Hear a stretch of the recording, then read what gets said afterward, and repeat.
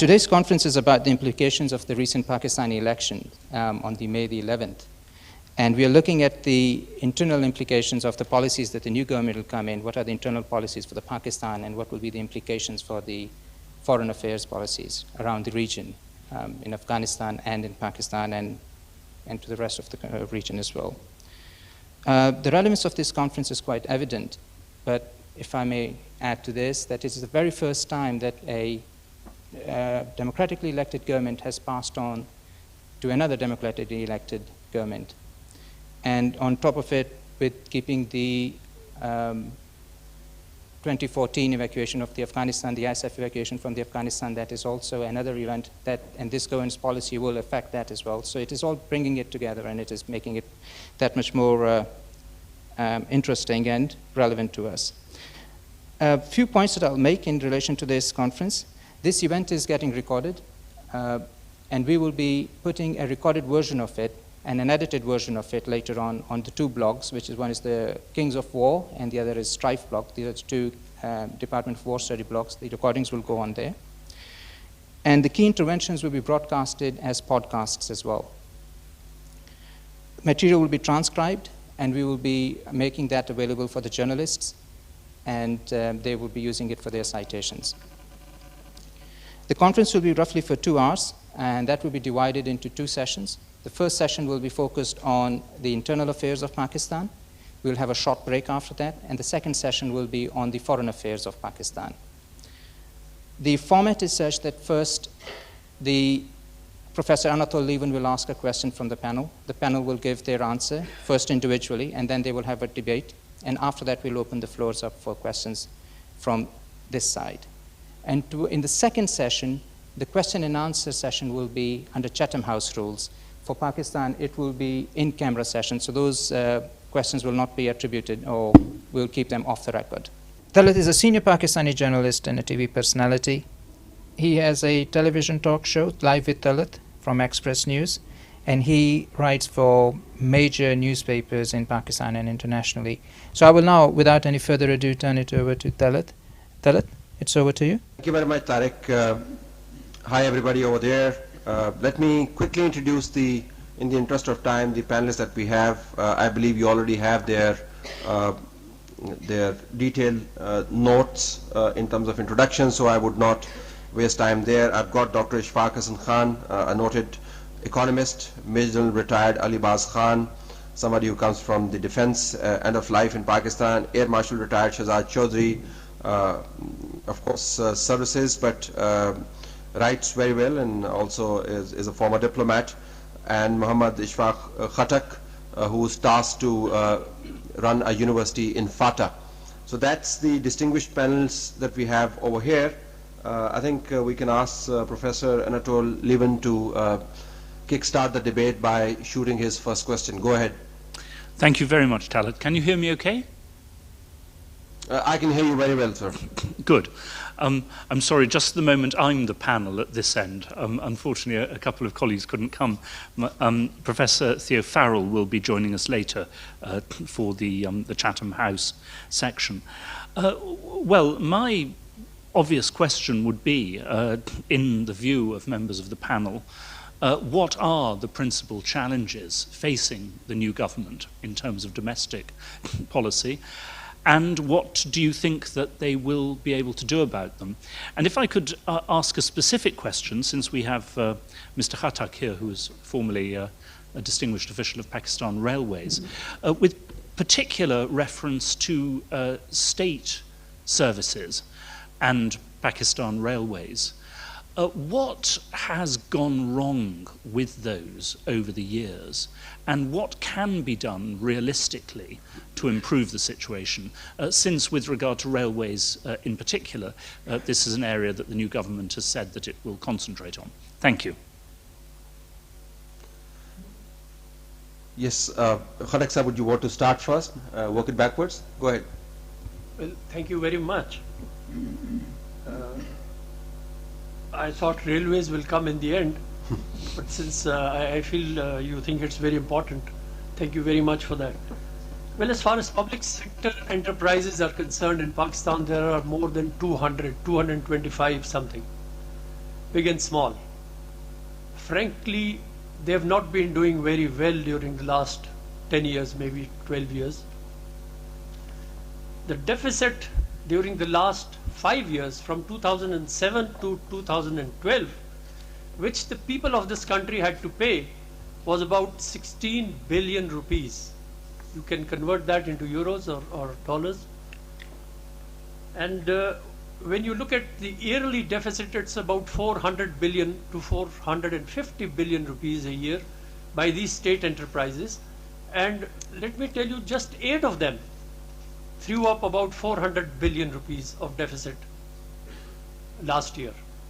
Now, this is a very sad state of affairs in the sense that the people of this poor country, the common citizen of this country, is paying for the deficits and not getting the services. A person sitting in Baltistan or Kohistan who has not seen energy, who has not seen a train, who has not seen a PIA flight, and who does not know what a utility store is, he's paying for all these deficits. And the unfortunate part is that the service is still not there. Most of this money has gone into payments of salaries and payments of pensions, but the service has gone down so bad that when you talk of most of these public sector enterprises, you don't see the service there. You've talked of railways specifically. I've been a railway man. I am a railway man. I consider myself a railway man, once a railway man, always a railway man. The deficit is about 40 billion this year, and the people are going to pay for this. Trains are not there. If trains are there, they are more than 10 to 12 hours late. But let me tell you that this government which has come in, and Tariq rightly said, this is the first government which has come in through a democratic process. They've got a good mandate, and I think they're very sincere and dedicated people.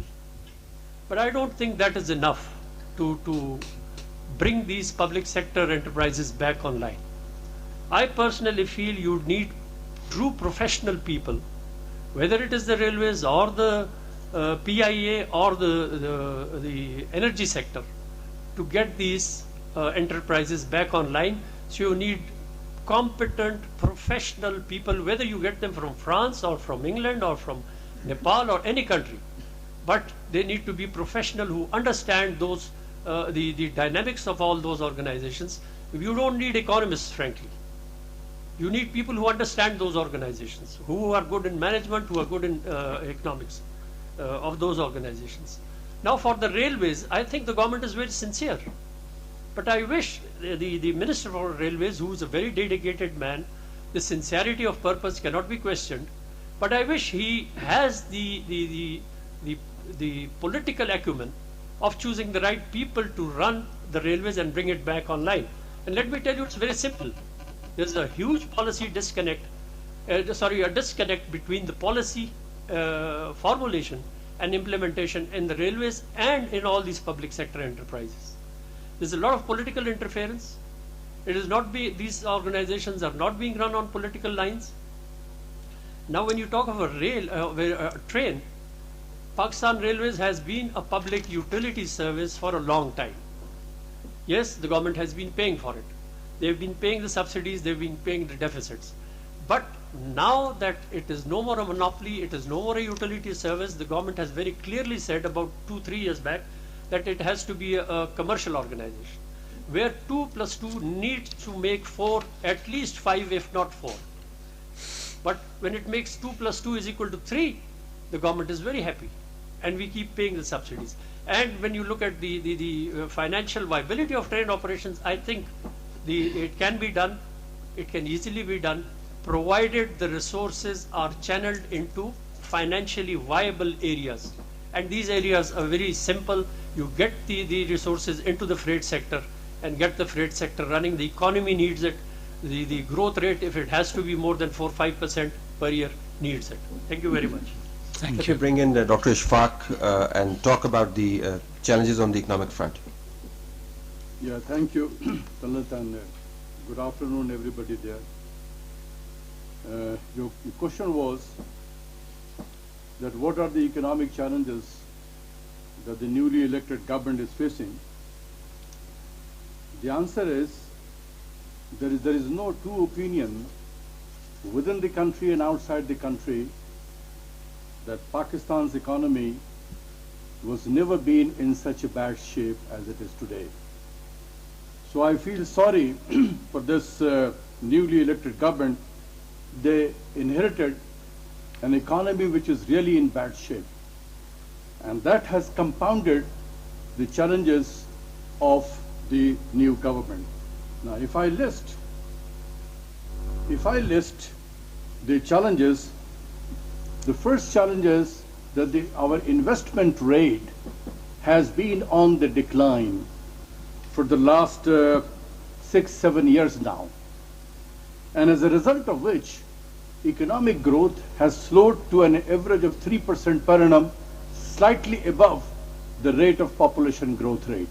In other words, the living standard of the people of Pakistan on average is either stagnant or it is improving at a very snail pace, which is difficult to be observed in real life. Now, since economy is growing at 3% rate per annum, it has lost its capacity to create jobs. Every year, approximately 2.5 million people are entering into the job market. To absorb all the new entrant, Pakistan's economy should grow in the range of 7 to 8% per annum. If it is growing by 3% per annum over a long period of time now, over the last 5 years, it means that not everybody who is entering the job market is getting a job, and therefore the pool of unemployed by definition is rising. There are several factors which have contributed to this state of affairs. One is the mismanagement of power sector. I have not used the word shortage of energy or shortage of power. I have used the word mismanagement, because Pakistan has no capacity constraint.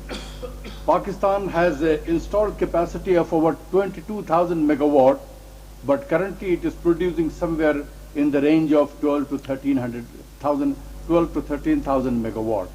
Therefore, but there are potentials that it can generate more, and it is not being done because of huge amount of circular debt which has which built up, and government is not in a position to pay back the difference between the cost of generation and the amount which is passed on to the consumer. So the gap has to be filled by Ministry of Finance, and the Ministry of Finance has little resources now available to give this much amount of money to the WAPDA, and WAPDA to pay to the independent power producer, and the independent power producer will have to pay to the oil refineries, and oil refineries will have to pay to wherever they import oil from outside Pakistan. So the amount has now moved to closer to around 600 to 700 billion now, and that has affected the generation of power sector. The other issues is large fiscal deficit. It is on average, it is 7% of GDP, which is twice as large as the average of the Asian developing countries. And since Pakistan sustained a very large fiscal deficit for quite a long time, it has accumulated public debt. It has more than doubled in the last 5 years. Our exports are stagnant. We have a bleeding public sector enterprises, as pointed out by Mr. Khattak at the very outset. And then we have a declining foreign exchange reserve because Pakistan is off the IMF program since May 2010, and therefore external inflows have dried up. Pakistan is continuously repaying its external debt obligations, and therefore the reserve is declining continuously, and it is reaching to a level where Pakistan needs another IMF program. So I will stop here, and I will be deliberating if you want to have a more discussion on any one of these issues.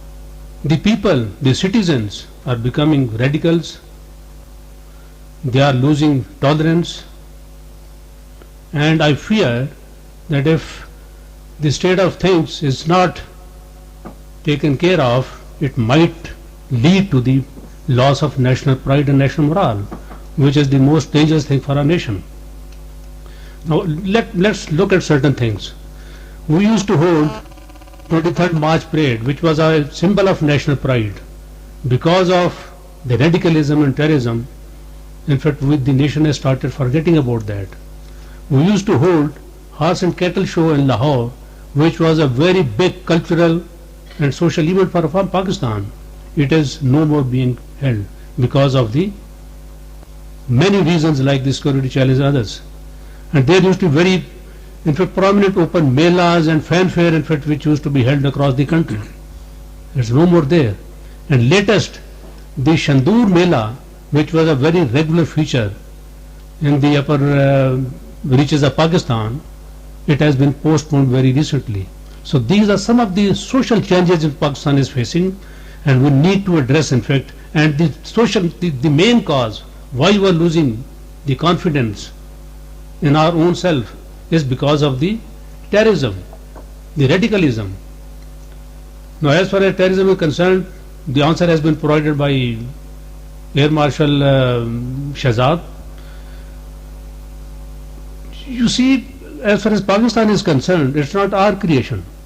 You look at the prior to 9/11, Pakistan was a very, very, in fact, tolerant country, and people were, in fact, that used to take pride in their national symbols. But after 9/11 and what is happening in Afghanistan, and we became the first line state to help the international community, and the dividends we are getting from the international world is the negative media, and there is no, in fact, material support coming from outside despite the promises. So that's the kind of, in fact, feeling which is breeding in Pakistan. And the lastly is the security challenges. Pakistan in the past used to face only one front threat scenario. Then we came down to two front threat scenario, that is on the western side and eastern side. Now we are facing three front threat scenario, that is internal, and the internal is the most dangerous, in fact. We don't know where the people are hiding, from where they can strike. They are living just like my neighbors. I don't know who is my neighbor, whether he is a pro-Pakistani, patriotic Pakistani, non-patriotic Pakistani. So that is the kind of situation Pakistan is going through, and for that Pakistan alone cannot address these issues. The international community must, I would say again, must stand with Pakistan to address all these issues which are being faced today. Thank you very much. Thank you. Thank you. I guess the next aspect is for me to conduct a bit of a debate around the questions that have been raised and the answers that have been given. That's correct, Anatole Levin? Yes, is that our understanding? Yes, that's it. Yes.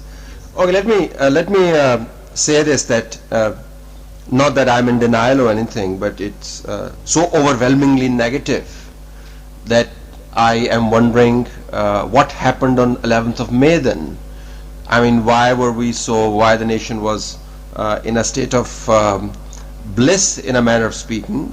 Why did we talk about country turning around, turning the corner, and the hopefulness?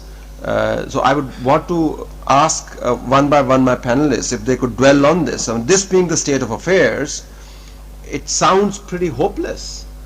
If that's an exaggeration, then tell us, how can the government turn it around? What are the silver linings, if we could see any one of them at all? Farag Sahab, let's start with you, sir. I look at it in a different way. I think this changeover from one political government to another was a blessing for this country. Let me tell you, the democratic values that are ingrained in the people of this country, I think we tend to miss that. This democratic value, which is there in the common man, has forced dictators to become leaders here. After every 2 years, the dictator who comes in, he wants to become a leader, he starts addressing people, and then he brings in political changes, he brings in the assembly, whether it is a non-elected, non-party base or whatever, or BD system. You look at history. I think it is the people of this country who has forced the dictators, the military people, to go in for elections after some time.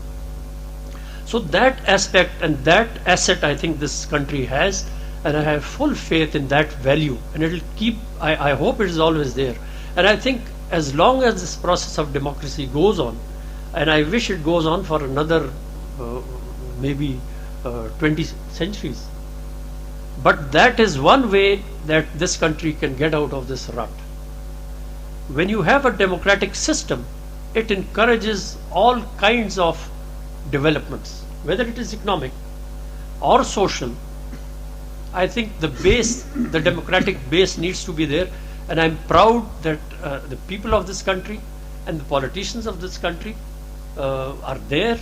This government has changed, and I think with a very sincerity of purpose and very sincere effort, I think we are going to get through. We have been through the worst of times, I think, during the last 10 years. So I think we can't go back rock bottom than this, and I think we are going to improve marginally every year. Marginally every year. Now, Dr. Ishfaq, you had words of sympathy for this government. People were hoping that you would tell us how this government is going to actually deliver. Is it capable of delivering the goods, changing the trajectory, and creating some silver linings, or no? Yes, I have a lot of faith on the list of ministers being appointed by the new government. They are more experienced, more educated. They know the issues. I am particularly referring to the finance minister, and the recent budget, although the government had only about a week time to prepare or finalize the budget and present that budget. Naturally, there are many issues that left unanswered, but this is the first budget, and one cannot hope that in one budget all the issues which I have described earlier can be resolved. But I think attempt has been made, a significant attempt has been made to address all those economic challenges which I have listed.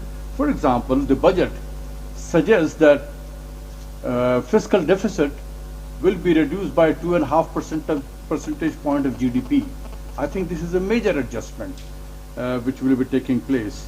The second thing is the government is seriously addressing the issues of circular debt, because it is constraining Pakistan's economic growth to the extent of 2.5 to 3% per annum. So this is a frontal attack on circular debt, and the government is very serious on these issues, and there are budgetary measures which has been taken. The government has also enlarged the size of the development spending, and it has identified its priorities, which is building and strengthening the infrastructure. It is also broadening the tax basis, although there are much to be desired, but efforts have been made. Expenditure rationalization, the government has reduced their expenditure as well. So these are some of the initiatives which has been taken place. Let me also point out that if you look at our 65 years of history, Pakistan has seen many ups and downs, and the state of affairs at which we are in is not new to Pakistan. We have faced this type of challenges many times before, and then we have the capacity to bounce back. And I'm pretty sure that in the medium term, lots of economic challenges which I have listed here will be addressed. If I could just quickly ask you as a follow-up, what are the things that we as Pakistanis and international community which would want Pakistan to do well in terms of investments in Pakistan should be looking at in the next couple of months to know that the trajectory has changed? Yes, I think people, I'm particularly aware of the fact that people within the country and outside the country have lined up for entering into Pakistan for investment purpose. They were just waiting for this budget to be presented and some policy guidelines to be streamlined. There are areas like power sector, for example, there is enormous opportunities to invest here and make money. Then the sky is the limit, because Pakistan has a growing middle class with buying power, and these are the people who will be spending money. So anything which can be, any investor which can come here and spend money, they will be rewarded for that. Pakistan is seen many big shopping malls which have come up even in a city like Islamabad, where you can see hundreds of Pakistanis spending time there, spending money, buying goods. So we have a capacity to spend money. We have a growing middle class with lots of buying power. So I think if there is a change of government, this is a pro-business government. The stock market has reacted. Pakistani private sector has reacted. They are very upbeat, and I also know that the foreign investors are also very upbeat. So it is a matter of time. Okay, but all of this is happening, if I could bring in my other two colleagues here, in the context of a pretty precarious security situation. Post 11th of May elections, you got very bad news coming out of Pakistan. So if you were to look at international press, to which Ali Baz Khan referred as well, and yourself as well, negative press, you would have the founder of Pakistan's residency getting torched. You would have bomb blasts, paralyzing your main cities. And then latest, and a very sad event of tourists getting shot in an area which frankly is somewhat inaccessible. So the international community is looking at Pakistan from the point of view of security. What sort of headway have we made, and can this government make in handling this situation? Yeah, thank you, Dalit. Pakistanis tend to be highly cynical, and we seem to have absorbed this trait over the last some decades. But despite such cynicism, I mean, I go back to, for example, the election, the point that you made first, and I'll very briefly talk about it. I mean, the hope that got generated and the participation that was there in the elections was the silver lining that the Pakistani people and the Pakistani nation could look up to. And not that it is over and done with. No, I don't think so. You mentioned the case of the security challenges. Undoubtedly, there was a need for perhaps people like me expected that this government will hit the deck running. It may not have happened, but like we said earlier, it's just about 2 weeks that this government has been in place. What needs to be seen is that there is obviously an effort by the Taliban that have taken on the state of Pakistan to force an agenda. They've held it back for about couple of weeks also. They've been waiting for the Pakistani state to come in, and the Pakistani government, the new Pakistani government, to actually begin to show what do they have in terms of an offer for the Taliban. And since for the last 2 weeks the government has been rather quiet on those elements and those type of issues, it seems to me that it's given the space, or we've let that space be used by the Taliban to force their agenda now on the government. So implicitly, the Pakistani state has fallen onto another reactionary position. So rather than be leading this particular pursuit in terms of either war or peace or both, or whatever strategy was to be put into place, I haven't seen that happening. And that is why this giving away of space, and therefore the lagging and giving out the initiative to the other side, has tended to give that space to the Taliban to do what they've done, starting from Gilgit down to Karachi. And that's a concern to me, and that is why I hope that somebody in the government, and I think it's got to be the Prime Minister's office or somebody else, must begin a very apparent and a clear effort to try and develop some sort of a counter-terrorism policy, some sort of a national security policy, the two policies that we've not been having for the last so many years now. I mean, we should have actually begun with those things, and therefore those are two voids that continue to afflict Pakistan's effort, and therefore we stay on to one track, which is just outsourcing it to the military, letting the military do the fighting, but rarely ever moving on other avenues, which includes the politics as well as the economics, to try and resolve that issue. So that's what I feel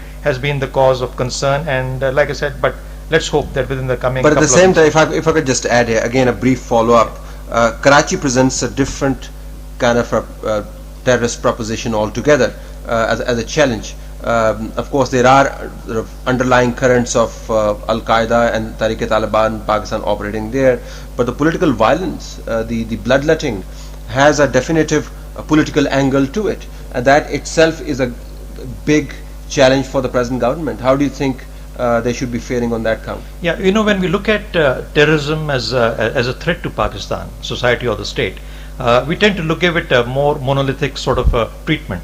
But to treat it or to deal with it, we've got to actually deconstruct it into the various parts. And therefore, we have three different parts in terms of looking at terrorism in Pakistan, or extremism, or militancy, or whatever else goes along, in terms of what's happening in Karachi, what happens in Balochistan, and what is happening in FATA. Now, each of these may give similar symptoms, but the underlying disease or the malaise is entirely different. So in Karachi, if you have a militancy or the militants related or militant wings of the political parties, it's got to be a much more political effort there in terms of coordinating, in terms of co-opting people and trying to find a political resolution and giving up those kind of militant. And of course, there will be some elements which are criminal, some elements which are extremist, and those need to be dealt with by the law in the right way. But you must first take out that particular, dry out the pond that has been created by the militant wings of those parties. In Balochistan, it's much more of a political thing, and I think the politics must take the lead there. If you do not do that, then you leave it to the military, and the military knows only one way. Third thing, you come to the FATA, or the terrorism that takes place within the FATA regions, much more of counterinsurgency, inclusive of many terrorism acts. So therefore, you have the army doing the things there, but along with that, you will need your political and economic plans to function in the parallel. So that's what I feel we need to, how we need to proceed on. General Alibaz Khan, this sets the stage beautifully for the fundamental issue about Pakistan, that is decision making. May 11, first time a civilian government handed over power to another civilian government. First time ever you had an interim government which is based on consensus. An election commission which, in spite of all its faults, was again a consensus based election, and by and large everybody has agreed that this is as far as Pakistan can throw up a fair election. Now, what does it tell you about the nature of relationship between the military and the present day government? Because it all boils down to whether the two wings of the state and the government are together focused on these issues or not. Do you think things are changing over there, or is it sort of the same old game being played? I think the old game is over. It was over, in fact, right from the day the PPP government came in. In fact, there was a very big change in the attitude of the military, in fact, and you have seen it, and everybody has seen it, how they have supported the political process and the political government. But before I delve on this question, in fact, just 2 points, in fact, I just like to add what Dr. Ishfaq Hasan said on the economy. Two issues. One, in fact, the government has to, in fact, take initiative to inculcate the culture of tax paying in this country. You see what has happened. They increased just 1% GST, and there was a hue and cry in the whole country. So the culture has to be brought in where people, they readily accept that the tax paying is the demand of the nation, not demand of the government, because we require it. And secondly, there is a huge informal economy operating in Pakistan. Measures may be taken by this government. I don't know whether they are taking or not. Dr. Ishfaq Hasan Khan will, maybe he can say something on that. But that economy has to be brought into the mainstream. And let me say that when there is a problem in the economy, in fact, the Pakistan will feel that our FDIs are going down and our foreign exchange is dwindling. It is the informal economy, in fact, which is helping Pakistan. So these two issues, they need to be, in fact, looked into by the present government. Now, on the issue of the civil-military relations, which have been asked by Mr. Talab. As far as the military is concerned, it has always acts in the advisory role of the civil government. We take the example of Pentagon.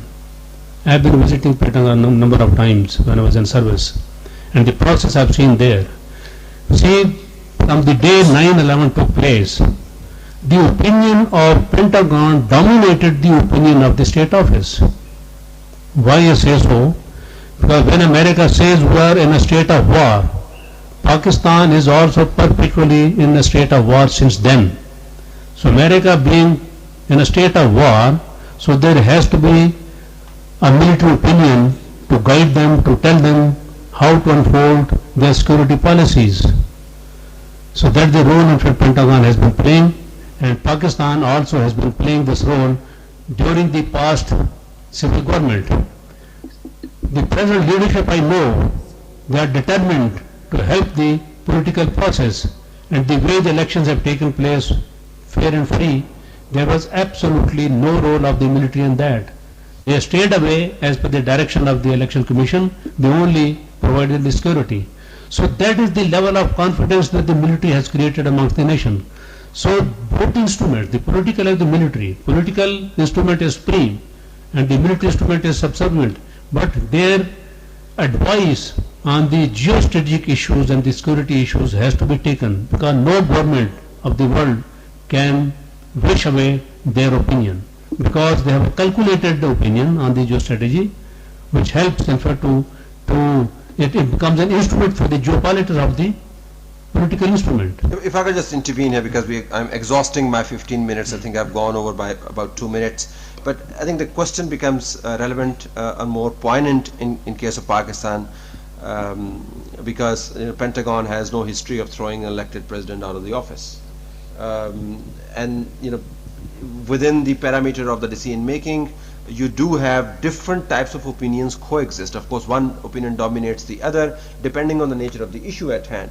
I think right now the question is being asked in the context of whether the civilians will have the final say in terms of which way this country is going to go or not. You think that issue has also been settled? Surely that has been settled, in fact, in my view. And you see, you can't now play the blame game here and there.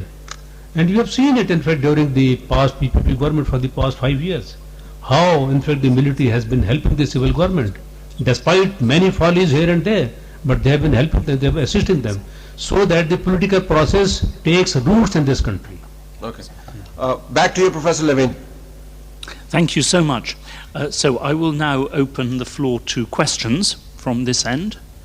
So my name's Fred Carver and I'm a PhD candidate here at King's. I just wanted to ask a question about the last elections, which maybe the results weren't a huge surprise, but the scale, particularly of the Muslim League's victory in the Punjab, and yet its failure to win more than a handful of seats outside the Punjab, maybe was quite surprising.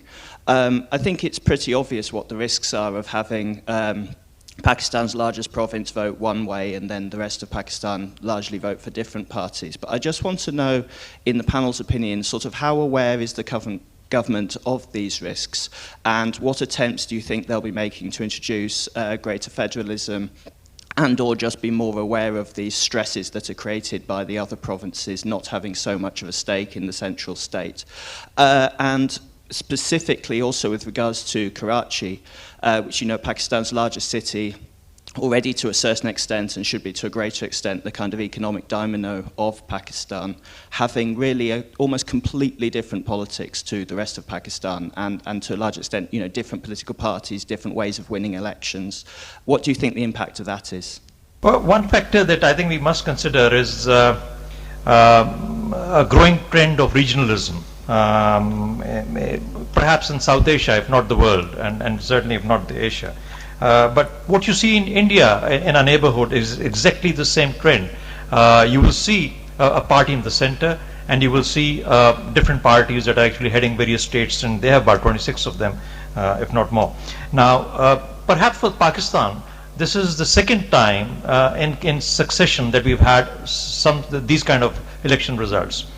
These are a bit strange from the Pakistani historical perspective, simply because of the fact that the Pakistani parties or the Pakistani election results have tended to either been controlled in a certain way, alleged to have been controlled in a certain way, or simply they've been swept by a particular individual, and I refer back to how Mr. Zulfikar Ali Bhutto swept the elections in 1970.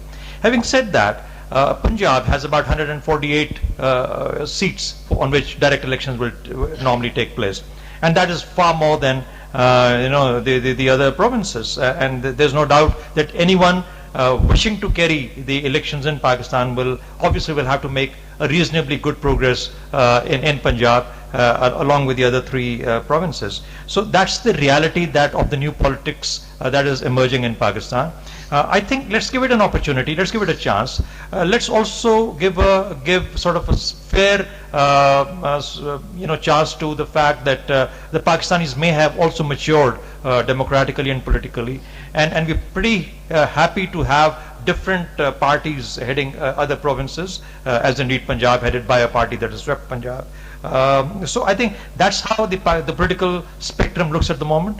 Nothing to be worried about. I think this particular government in the center has played a very, very mature hand in letting other parties sort of rule if they were in majority in those provinces. And I think that this is going to be a very useful sort of addition or gain for the federation, rather than weakening the federation in any shape and form. I tend to agree, in fact, what AVM Shahzad has said. You see, it is too early to form an opinion of a government which is just unfolding. They are just, in fact, looking at the issues. They are still, in fact, trying to formulate their policies. And as already been said, that Punjab, although it's a dominant province and there is the majority of seats, but look at the, in fact, the political wisdom of the central government. In Balochistan, the National Party has been given the, in fact, the chief minister is from the National Party, and the president is from another party, which is again a regional party. Likewise, Tehreek PTI in our the Khyber Pakhtunkhwa province, they have been given the mandate. In fact, they have been allowed to form the government, although there were some in fact pushes and pulls, which in fact they have been evaded by Nawaz Sharif, the Prime Minister. And in Sindh, again the People's Party, it is their mandate, so they are trying to rule. But I think political sense and some common sense will prevail amongst the political leaders. And let's see, in fact, we are hopeful that this inter-provincial harmony will take place, inshallah, after some time. We need to give them some time. I think there was another minor question was from Karachi. Karachi has been in a disturbed situation for quite some time, and it is a major contributor to our tax revenue. So since Karachi has remained in a disturbed situation for quite some time, it has affected Pakistan fiscal situation. And when I had stated earlier in my opening statement, I said Pakistan sustained a very large budget deficit, over 7% of GDP. One of the reasons was the decline in tax collection because of the disturbed situation in Karachi. I think the present government is fully aware of this challenge, and I'm sure will be addressing the Karachi situation seriously, because Pakistan's economic prosperity depends on peace and stability in Karachi. Khalak sir, you want to add something? A very short comment. As I said earlier, the democratic process in this country is in the incubation stage, very early stage. It will take a lot of time. But I don't see anything wrong, politically wrong, with the results of the recent elections. When you look at electoral results, elective politics is different from field politics. When you look at the three parties, I think they're represented in all the three provinces.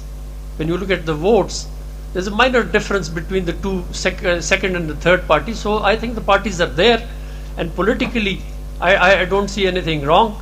A very political question. None of us is a politician here. Your second question about law and order, I think that was answered by my friend. Okay, let me, with your permission, I'm not a politician, but I'm a journalist who covers these issues. Let me try to give you my 2 bits of analysis on this. Why did the election result come as a bit of a surprise to the expat community and, of course, the international community? Was because of the mythology of tsunami built by Pakistan Tehreek-e-Insaf. I think most of us in the media, as well as the expat community, were taken in by the rhetoric, which was sizzling, which was very fresh, which was very new, and the response that Imran Khan got, and everybody was swept away by the anticipation and expectation, which turned out to be somewhat unrealistic, that Imran Khan is going to sweep. Now, if Imran Khan's forecasts about his electoral prospects were to come true, it would have really been flying in the face of the entire subcontinental electoral history. You do not find this kind of a result in the entire electoral history of the subcontinent which was being anticipated. So one, the expectation level was very high. The other, I think, in Punjab, what nobody anticipated, which was again an omission or oversight of analysis, was the complete rout of Pakistan People's Party and Pakistan Muslim League Q. Sorry, I'm going very native on this, but it's important to make this point. Sure. So when these two parties were routed, these parties represent traditional voters, while Imran Khan did appeal to and got massive, vote of confidence from the new voter. The traditional voter, having left the old party platforms like People's Party and Pakistan Muslim League Q, kind of queued up and started to vote for Pakistan Muslim League Noon. So that partly explains the phenomenal increase in the vote bank of Pakistan Muslim League Noon in Punjab. And last point on this is that, well, Punjab is a very diverse kind of province. Yes, block votes suggest that it's one province, but it is not.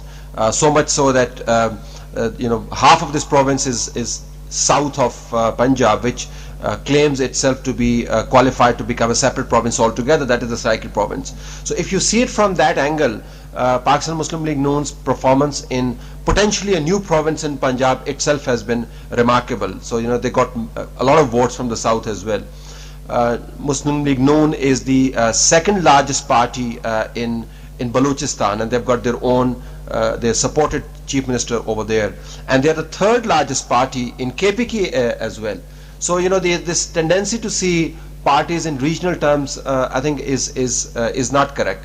And let me just qualify it by saying that I am a critic of Pakistan Muslim League Noon, especially after they appointed a little nobody to head Pakistan's cricket. And I take my cricket, like all honorable people should, very seriously. So I'm not exactly fond of the way they've gone about fixing Pakistan's cricket. But facts be told, I think this verdict has come as a surprise to us, because frankly we missed the writing on the wall in more ways than one. Can I just add? Yeah. Well, I did not comment on it earlier in my earlier response to the question, but I think underlying somewhere in that question is a possibility or an effort to investigate the possibility that will Punjab be cut down to size to strengthen the federation. Now, I personally, and I'm sure many people in Pakistan, would like an administrative restructuring of the Pakistani state. But it must be administrative. It cannot be restricted to only one province. It will have to be done on the basis of all 4 provinces, and we can cut the provinces or increase the provinces, in fact, to cut the current provinces into more administrative provinces, and therefore create a sense of much greater participation, and also taking the delegate responsibility as well as the power down to the people in the remote areas. I think that's a step that the Pakistani state will have to take certain time in the future. As stated earlier, it's too early for Pakistan, while just about settling with democracy, to try and tinker around with many more things which are structural in nature. So, but I think that might come when we have a little more assured democracy in place, maybe a couple of more election turns down the line. Thank you. If I may ask a question, one that's been raised before, but in a more pointed form. Should the new government negotiate with the Pakistani Taliban and their allies, or should it not? If it is to negotiate, what realistically, or indeed ethically, can it actually offer to the Pakistani militants in an effort to seek peace? And what should it categorically not offer to them to prevent a return to the situation which prevailed in the past, where peace deals led to the militants taking over more and more territory in certain areas? That's for anyone in the panel who wishes to answer, but of course our military colleagues might have a particular view on this. Thank you. So you want to start, or Nelson, you want to? Okay, go ahead. All right, okay, I'll take this, yeah. My take on this particular aspect of whether talking to the Taliban or not talking to the Taliban is very simple. I don't think the state per se needs to be wary of anything. A state is more powerful. State has all the resources in its hand. A state can dialogue. A state can fight, and state can fight and talk. And it has the, yeah, you got to be more sensible about the timing of the whole thing, but it can intervene at any moment in any particular situation and choose one of the options from the entire list that I mentioned. Having said that, I feel the Taliban, the Pakistani Taliban, are also in some sort of a tight corner at this moment, as they see a possibility of the Afghan Taliban, along with whom they had created a sort of a larger nexus in which they existed, perhaps reaching the point where there's a possibility that they might actually go back to Afghanistan from the Pakistani FATA territories. And if then that happens, that nexus obviously gets broken. With the nexus being broken, there is a certain amount of denudation of support and money, and of course the inherent strength that each gains from the other. Now that, in my judgment, actually weakens the Pakistani Taliban. So rather than the Pakistani state offering anything to the Taliban, I have a feeling that it's a situation of the Taliban making an offer to the Pakistani state, and if the Pakistani state doesn't like it, it must just simply throw it away.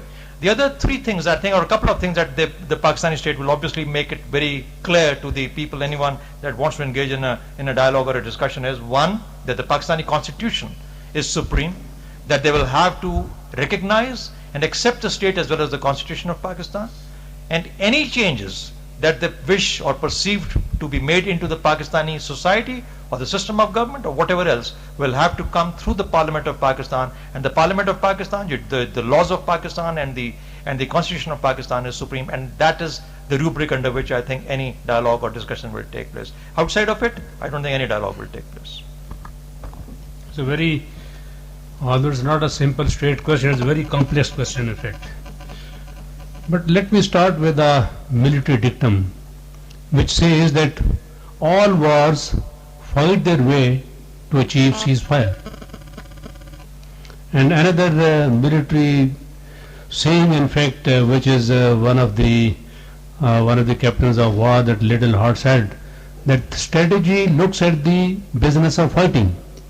Grand strategy looks much beyond, that is the establishment of peace.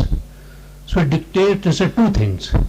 As far as the military is concerned, the way they are ordered, they have to, their business is fighting. But the political instrument which plays with the grand strategy, their problem is to achieve ultimate peace. Now, to achieve ultimate peace, there have to be a negotiating table. You have to talk to the people. All the, in fact, issues, all the conflict, all the wars have ended with a written agreement. But to negotiate with someone, it has to be from the position of strength. As Air Marshal Shahzad has said, that there is a constitution. If you want to negotiate with them, Constitution of Pakistan has to be accepted by them. Then the arms have to be, in fact, shed away from them.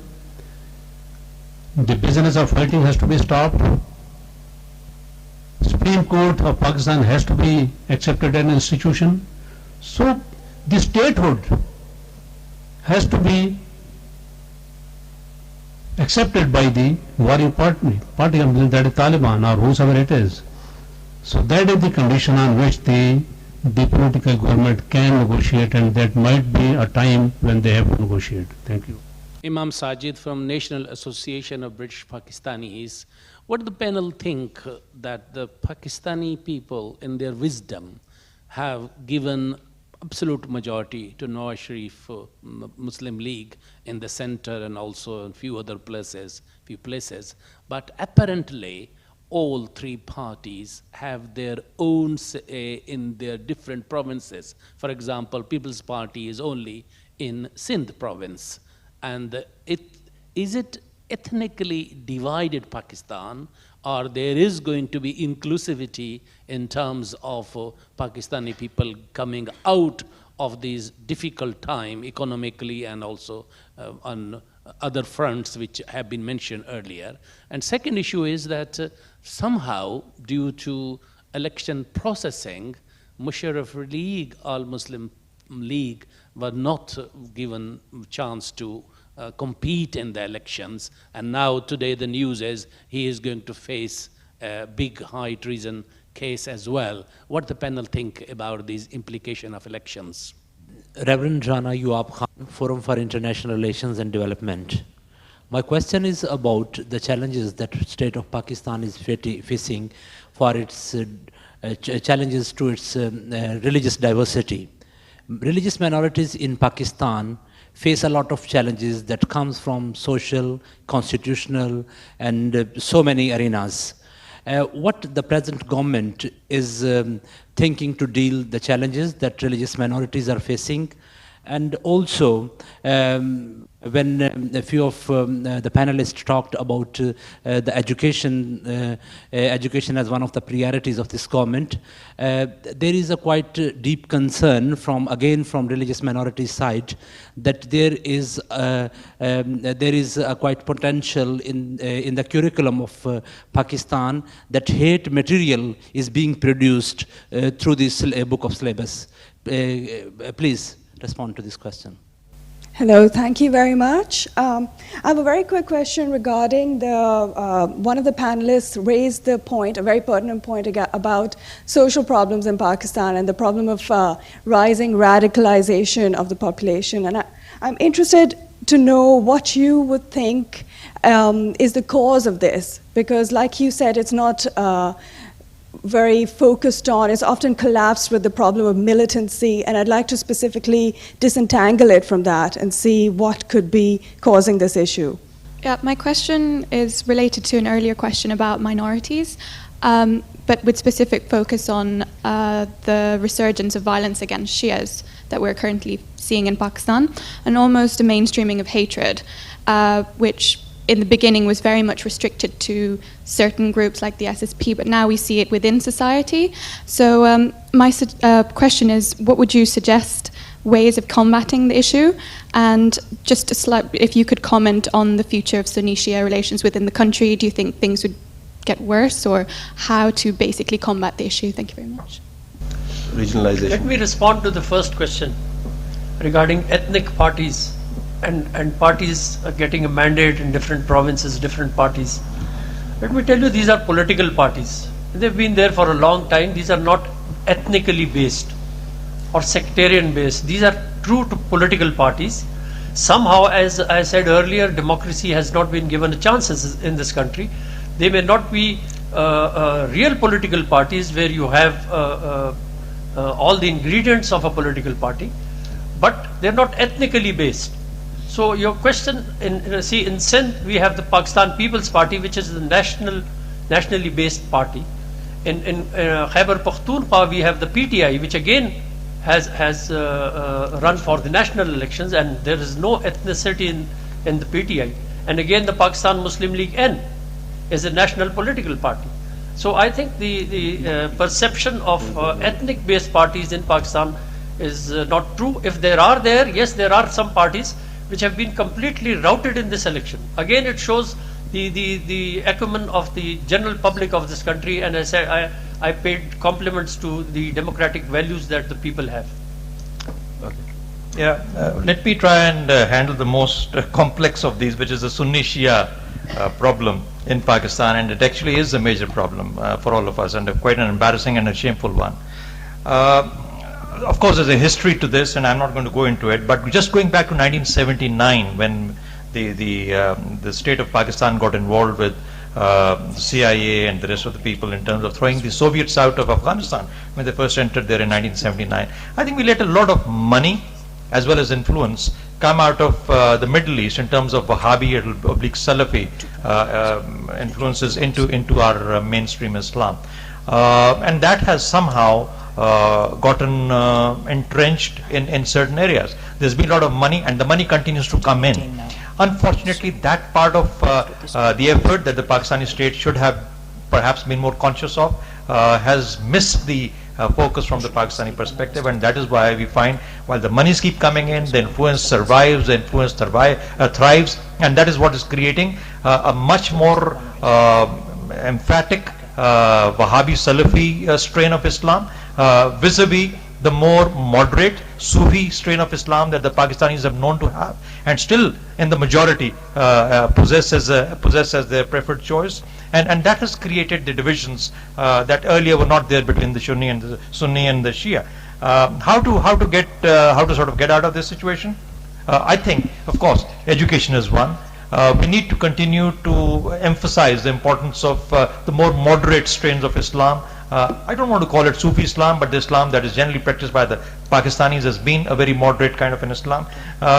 There's obviously the war on terror aspect of it, which is obviously giving them the space that they can enforce what they wish to enforce on Pakistan, and that's an area that we need to fight very, very hard. And fourth and final, we need to make sure that the monies that come in and sort of become a source of proxy wars in Pakistan must be taken care of. And I'm not talking only of the Saudi or the Qatari or the Emirati influence in Pakistan. I also talk of the Iranian influence in terms of their groups that they sort of sustain in this particular effort. So I think there's a great amount of work ahead for Pakistan to make sure that we can cut off these resources or sources of funding, and if we do that and perhaps tackle more effectively on the law and order side, we may be able to tackle this hopefully, and we should be able to tackle this. It's not that we have not known how to live amicably together. Yeah.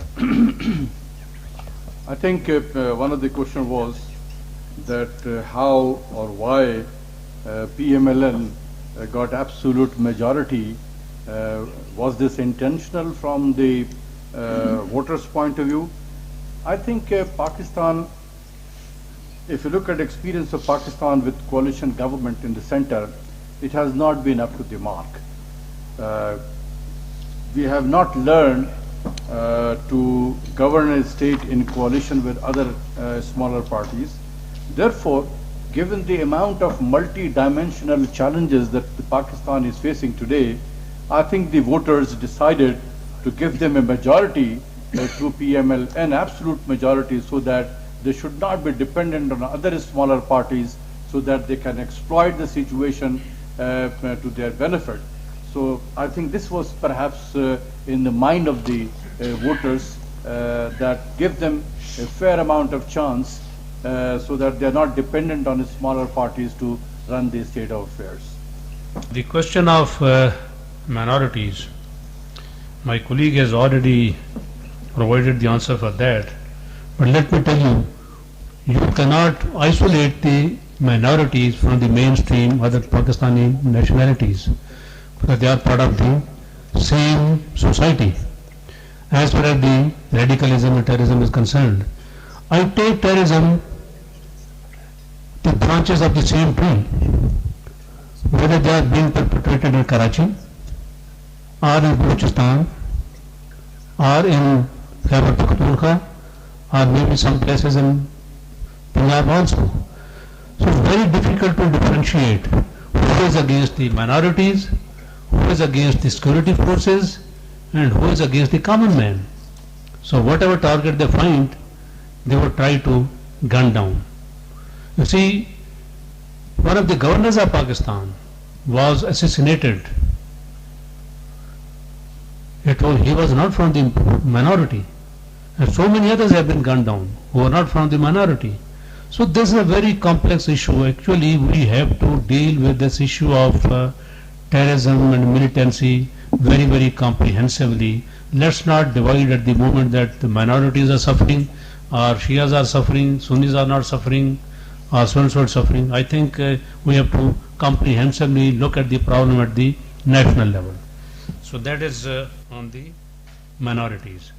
Can I take on the, in fact, the issue of the social problems? Ji, go ahead. Radicalization. Okay. Social issues, radicalization, so many other things, losing patience. You see, Pakistani society was not like that. You have to go back to the era of 60s and mid 70s and look at Pakistan, what kind of Pakistan it was. It was a very vibrant, very tolerant, very patient society.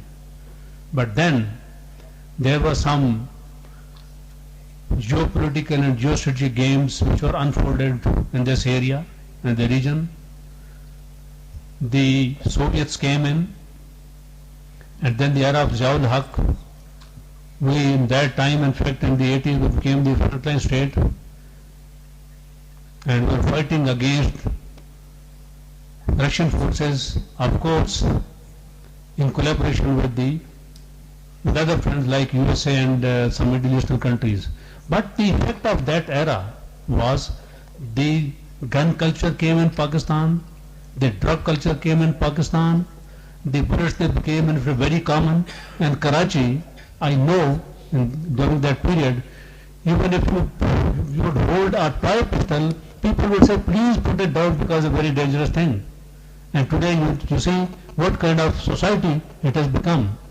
So it's not our own doing. In fact, unfortunately, it may be some part of our doing also, but this is the overall impact and the influence of the geopolitical scenario which has been unfolding in this region.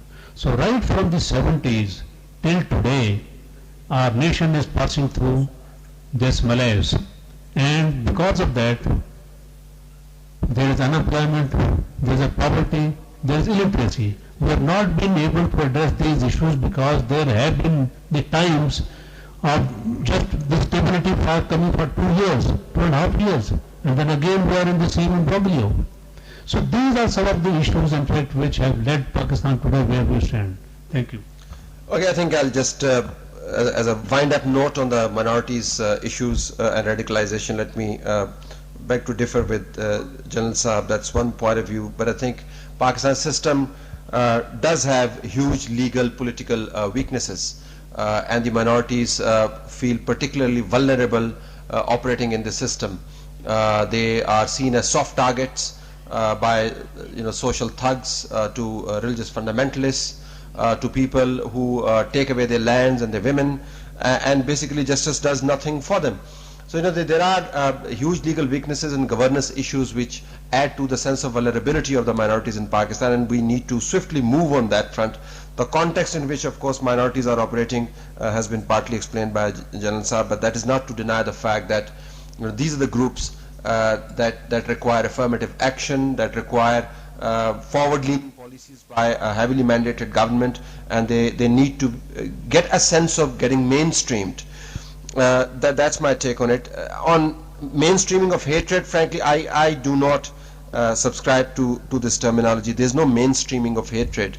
There have been very unfortunate incidents, and the minority groups came out and protested violently, and that was their right. But I think what most of us missed in terms of national reaction was the way the whole nation stood with them.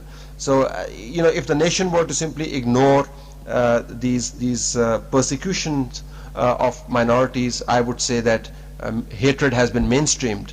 But I think there is no one in Pakistan who would not have shed a tear for those who get killed in these very unfortunate incidents. So, if anything, I think there's been mainstreaming of the sentiment that we cannot let that happen. I think that's the consensus here in Pakistan. Okay, that was my bit of closing remarks for the first session.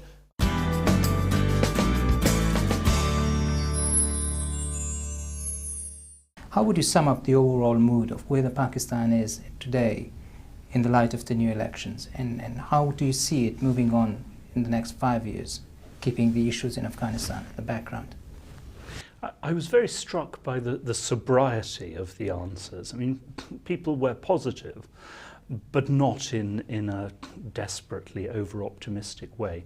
And while on the one hand, I suppose that was fairly depressing, on the other, I was pleased by it, because I think part of the problem in the past in Pakistan, whether with elections or actually with military coups as well, is that people have expected miraculous changes, and miraculous changes just don't happen. The changes that are necessary will require long, steady work that will take a lot more than one period of Pakistani government or Pakistani parliament to achieve. The last government did achieve some real things, especially when it came to the 18th Amendment, redistributing powers to the provinces, the Finance Commission Award, redistributing taxation to the provinces. There were some real achievements there. But in a number of other areas, for example, women's rights, a lot of good legislation was put in place. But as we've seen, to actually implement that legislation will take a very long time. With the new government, the economic reforms that it is hoping to introduce will take a very long time. One of the speakers emphasized the need to get Pakistan's fiscal house in order. That is absolutely central, but that is a challenge which every Pakistani government for the past 40 years has flunked. So we have to see how that will go. Without that, very little else can be achieved because, frankly, the state will simply lack the money to achieve anything else. The emergence of PTI onto the political scene of Pakistan and coming up as another viable opposition, how does that change the equation? Does it really will push the current incumbent government to deliver more within the next 5 years? We have to see. The PTI, of course, did very well in Khyber Pakhtunkhwa. It will now be judged above all on its performance in government in Khyber Pakhtunkhwa. Whether just how much of a threat the PTI presents to the PMLN in Punjab is not entirely clear. They didn't do as well there as they hoped. On the other hand, the PPP has been very nearly eliminated in Punjab as a serious party. So if anyone is going to challenge the PMLN in their heartland in future, presumably it's the PTI or nobody, and the question would be just how scared of the PTI is the PMLN administration. How far will the PTI galvanize them into taking action against corruption, for example, and patronage? Because there is, of course, a risk that the scale of the PMLN victory will make them complacent. They'll feel, in fact, that they don't need to pay much attention to the opposition, perhaps outside Karachi and Sindh, where the PMLN has no role at all and therefore will have to allow others to govern. And that could be rather dangerous because, as came out in some of the questioning, although it's not at all clear as the panel brought out just how dangerous this is, Pakistani politics is more provincialized than ever before. That's not the same thing as ethnicity or nationalism, because of course in all the provinces, ethnicity, cuts in different ways. But certainly, I think it would be a danger for the PMLN to think that just because it won an overwhelming victory in Punjab and therefore numerically, as a result, a strong victory nationally, that therefore they are secure. The lack of a PMLN presence, in any kind of presence in Sindh and Karachi, could be a very major threat in future because they will have no grip on what happens there. And that will mean that they will have to govern in accordance with the PPP and the MQM. The overriding sentiment in Pakistan, if you take this discussion slightly toward Afghanistan, the overall impression in the military circles and in the political circles in Pakistan is that the moment the ISAF, the NATO and the America leaves the Afghanistan post-2014, the Pakistani problems will just evaporate in the thin air, everything will come back to normalcy, the insurgency will go away. Do you share that opinion, or do you think this is a beginning of something that may escalate even beyond that point? Well, I have to say that the military people in Pakistan I know are not so wildly optimistic. They think that the Western withdrawal could improve the situation, but their fears as to what happens, help to explain why Pakistan, and as we heard, by the way, at this meeting, particularly the Pakistani military, have supported so strongly the latest American attempt at peace talks with the Taliban, precisely because they're afraid of what will happen otherwise after America leaves. Because, of course, one possibility is that the Afghan Taliban go home, the war in Afghanistan dies down, a good deal of the motivation for people joining the Pakistani Taliban goes away, and yes, Pakistan benefits. But of course, there are much darker scenarios. One is that the war in Afghanistan continues, that there is no peace settlement, that the forces opposing the Taliban more and more invite India in to help them, which is of course Pakistan's nightmare, that a new wave of refugees is created from Afghanistan's Pashtun areas into Pakistan, which further radicalizes the situation inside Pakistan, and actually that things get much worse for Pakistan as a result. So well, that is why, and I've very much tried to myself to draw the attention of people in the West to this. Pakistan has been so supportive of the present peace process. That doesn't, of course, mean that it will necessarily work, but the fact that Pakistan, and specifically the Pakistani military, are solidly behind the present American efforts is very important, I think. Your last question to the panel was that if they had a magic wand in Pakistan, what would they do? What would they suggest as a final one-line answer? If I may ask this question to you, being almost a Pakistani, if you had a magic wand, what would you do in terms of Pakistan and its problems? I'd make people pay taxes. Single most important thing by far. Pakistan raises the lowest proportion of its GDP in taxes of any country in South Asia. And South Asian rates, of course, are very low by international standards. If Pakistan could only bring its tax collection levels even up to the level of Sri Lanka, let alone the level of India, which is 40% higher, it would have so much more money to spend on all the things we heard about today. Education, creation of infrastructure, all the things the country needs to do to progress, but can't if there is simply no money to do these things. But unfortunately, to do that quickly would require a magic wand, because of course levels of tax evasion and tax avoidance in Pakistan are absolutely monstrous. And I'm sorry to say, of course, as we've seen over the past year, are led by the political classes themselves, notoriously led by members of parliament, members of the provincial assembly, ministers. So this is not going to be easy to change, but without changing it,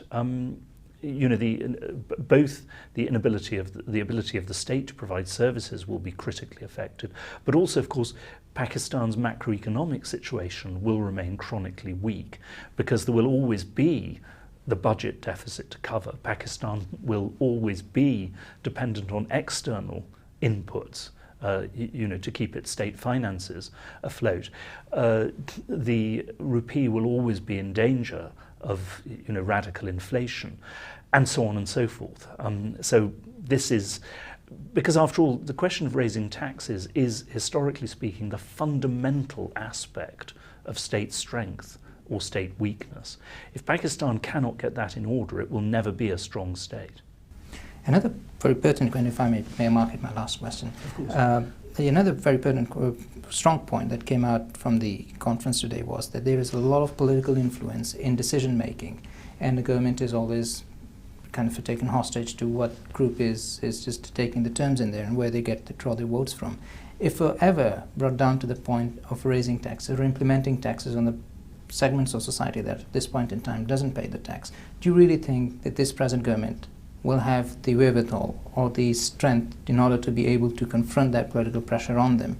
Because what you just suggested is absolutely vital for the Pakistan and Pakistani economy. Do you think they will have the political will to be able to do this? Well, I don't know, but what I would say is that given the strength of their mandate this time, compared to any previous government, at least in many ways since Zulfikar Ali Bhutto's success in 1970, and given the fact that at the moment, compared to previous periods, there is very, very little military desire for intervention in government. I really do think there is a desire in the military to let the politicians get on with it. The military has enough on its plate fighting, the Pakistani militancy. If it's not possible now, it never will be possible for the foreseeable future for an elected government to do this, and that would, of course, be a tragedy for Pakistan's development. So I really think that the PMLN does have an opportunity now and a duty in this field, and if it flunks it, it will have flunked the biggest challenge of Pakistan for the decades to come. We do very much pray that this note has been taken down in the Pakistani parliament. Thank you very much for your time. A pleasure. Thank you.